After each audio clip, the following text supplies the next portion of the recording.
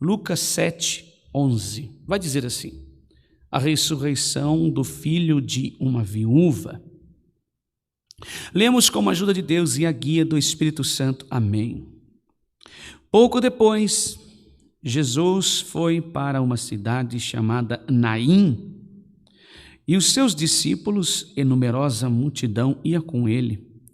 Ao aproximar-se do portão da cidade, eis que saía o enterro do filho único de uma viúva, e grande multidão da cidade ia com ela.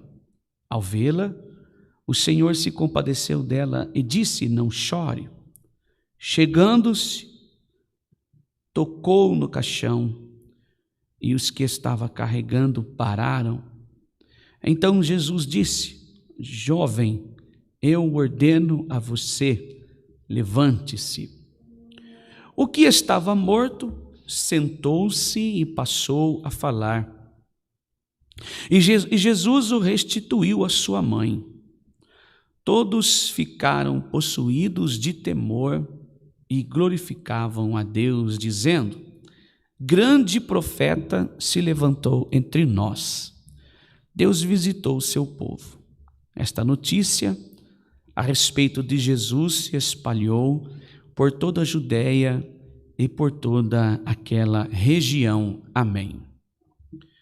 Eu quero repetir só essa frase, grande profeta se levantou entre nós.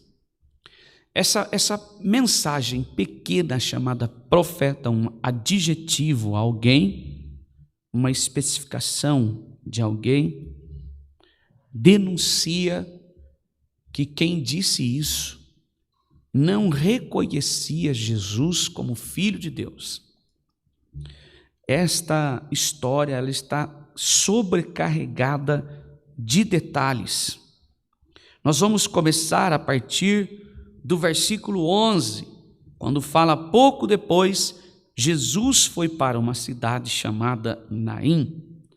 O poder de Jesus para curar é agora demonstrado em um milagre grandiosíssimo: ressuscitar um morto. Esse milagre envolve o filho de uma mulher que já está viúva. A época que nós estamos contando aqui, para que você possa compreender esse texto, nesta época que se dá essa história, quando o marido morria, quem assumia a obrigação de cuidar da casa era o filho homem. O judeu tinha esse costume de, se o pai falecesse, assim que ele perdesse a vida, quem assumiria os negócios da família é o filho mais velho. E esse garoto, esse moço, era filho único. E nós vemos aqui que este milagre ele está semelhante ao que fez com o profeta Elias. Por isso que alguns, já no finalzinho dessa história, vai dizer assim: grande profeta se levantou entre nós. Quando nós vemos a um texto, se eu não me engano, Mateus, que alguém vai dizer assim: olha, Senhor, estão falando muito de ti aí. Aí Jesus se preocupa: o que falam de mim? Diz que tu és Elias, que tu és Eliseu, que tu és profeta. Então Jesus vira para Pedro e diz assim: e tu, quem o dizes? Quem dizes que sou? Tu és o Filho de Deus. O que quer dizer isso? Existe uma grande diferença. Aqui nós vemos, nessa história, que a mulher não pediu nada, mas Jesus sentiu compaixão, se compadeceu por esta mulher. Então o fato dele se compadecer está explicando que nem ela reconheceu Jesus. Está dizendo que Jesus, por compaixão, se compadeceu dela e fez este milagre. O que me chama a atenção por esta situação é que, por ele ser um homem que estava na função de operar milagre, e assim usando usado pela sua sabedoria e comunhão para com Deus, o judeu não tinha costume de tocar em defunto, não poderia tocar em cadáver, por ele ser da natureza divina, ou alguns o reconhecer, pela lei judaica, ele não poderia tocar em cadáver. Mas aqui a Bíblia diz que ele tocou no caixão, ele tocou no defunto em algumas traduções, e o garoto reviveu. Nós vemos aqui que ele olha para a mulher, se compadece e diz a ela: não chore. E o que me chama a atenção é que Jesus, a própria vida, está entrando na cidade de Naim, e desta mesma cidade vem saindo morte dela. O que me chama um pouco mais de atenção, mesmo esse povo vendo isso, tendo esse poder maravilhoso, glorifica a Deus e o chama de profeta. Glória a Deus. Não há reconhecimento aqui por ver a sua compaixão. Naquela época, uma prancha funcionava como uma espécie de caixão aberto. Então o corpo ficava em cima para transportar o cadáver e assim sepultar fora da cidade. E Jesus não está preocupado com a pureza cerimonial, por ele tocar numa coisa impura. Em vez disso, o homem volta à vida assim que Jesus toca nele.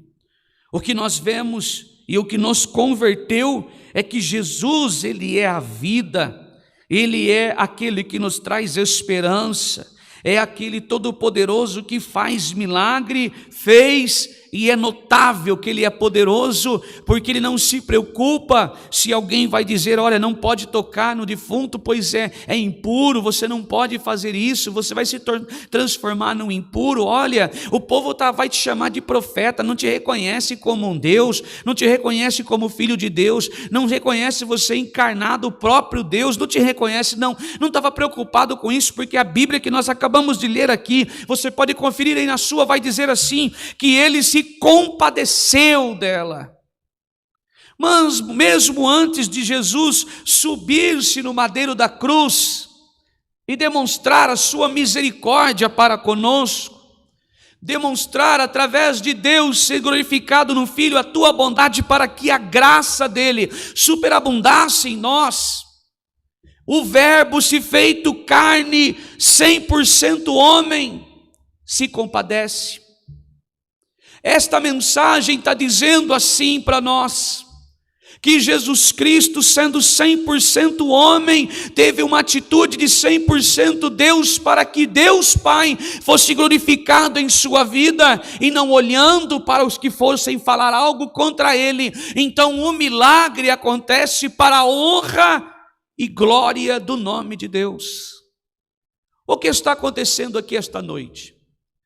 É nos alimentando de fé, de esperança, por aquilo que nós olhamos para dentro da nossa vida, e por ser dificultoso às vezes, quantas coisas nós deixamos e esquecemos. Eu não estou aqui para falar de sonho, não vivo disso, mas estamos de um propósito, todos nós temos propósitos.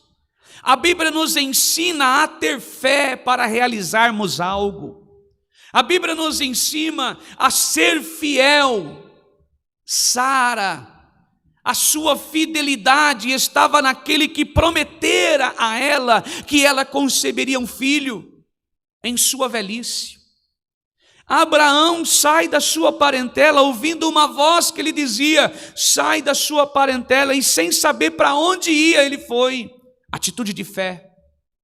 Esta mulher aqui, em nenhum momento ela esboça a sua fé, mas Jesus moveu-se de íntima compaixão. Esta noite, a palavra está nos convidando a estar no momento apropriado, não para que Jesus se mova de compaixão, porque este sacrifício já foi feito na cruz, mas que nós possamos adquirir fé através desta compaixão no madeiro da cruz que alcançou a mim e a você. Quando Jesus entrou em nossa vida, a Bíblia diz que nós estávamos como inimigos de Deus e não havia esperança para nós, não havia comunhão para com Deus Pai, a preocupação não existia. Romanos capítulo 1 vai pregar e falar sobre a depravação total do ser humano, porque todos pecaram e não há comunhão mais para com Deus. Esta mensagem está dizendo assim: mesmo que eu e você não pedimos nada, pois é um favor imerecido, a graça de Deus, ela nos alcançou.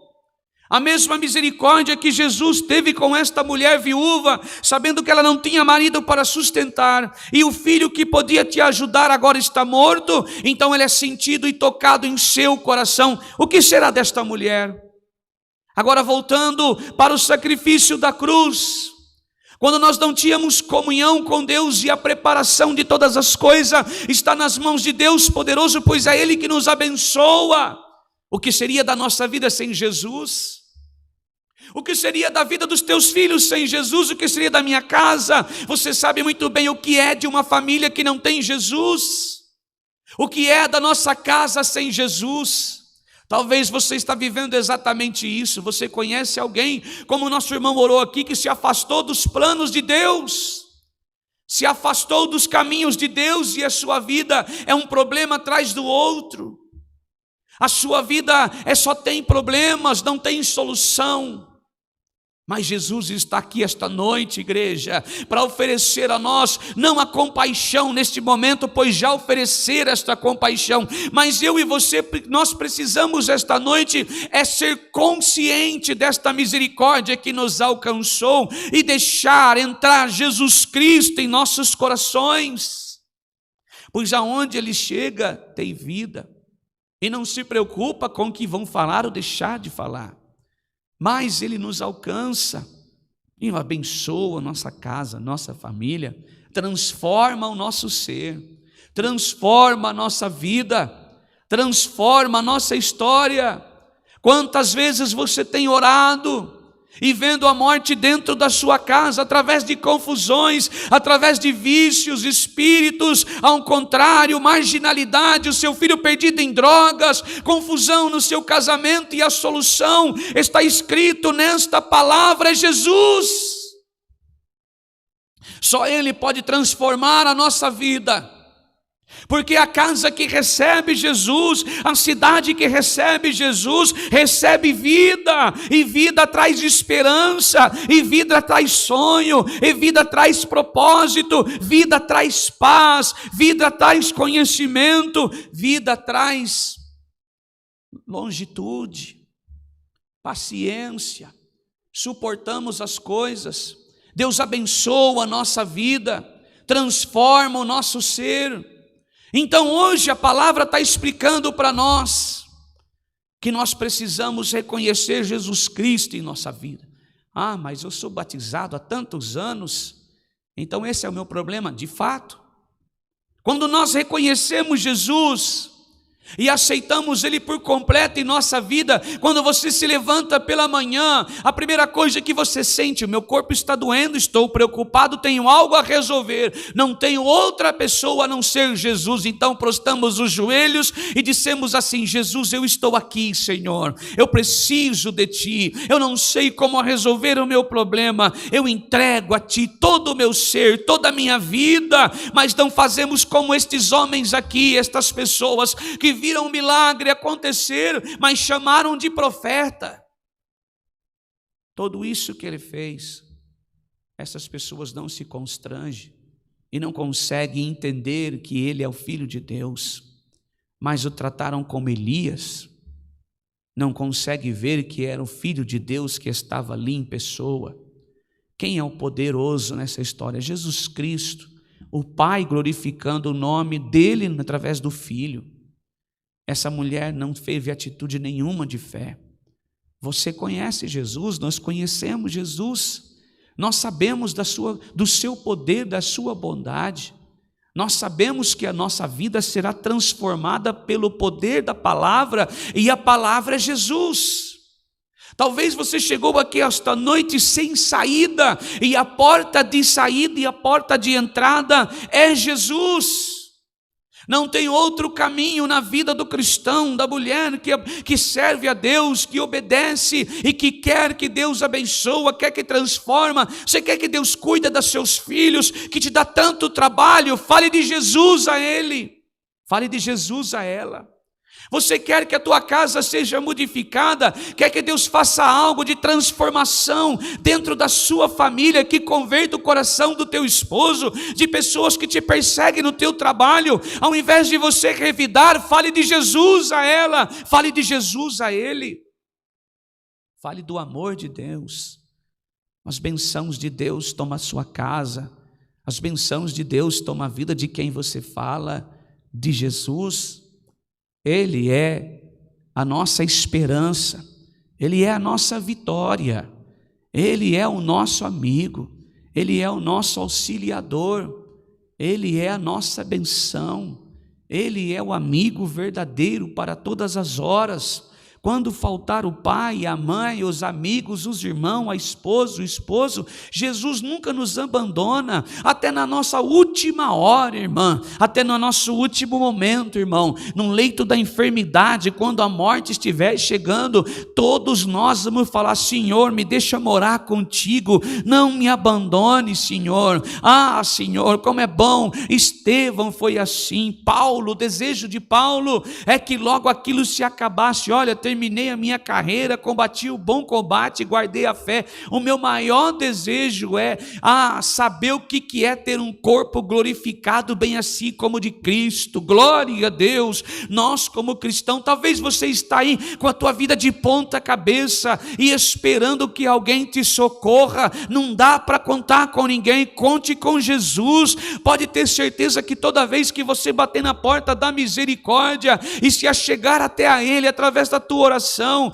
através do teu sacrifício, oferecendo o teu corpo como sacrifício vivo, Ele é um culto racional, e Deus não te dispensa vazio. A palavra de Jesus te ajudará, a palavra de Jesus te abençoará, a palavra de Jesus te guardará, a palavra de Jesus te dominará, a palavra de Jesus te guiará, a palavra de Jesus guardará os teus caminhos, abençoará a tua casa, preparará a tua família. A palavra de Jesus.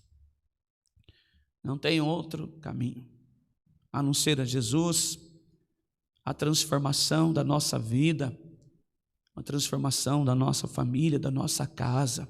Reconhecer: Ele é o Filho de Deus, eu preciso de Jesus, eu sou dependente dEle, eu preciso da benção, eu preciso de que Deus transforme a minha casa. É Jesus, Jesus, autor, consumador da nossa fé. Esta é a palavra para esta noite, que você possa guardar em seu coração e viver por ela. Vamos agradecer por esta palavra e este culto, em nome de Jesus, amém. Glória a Deus.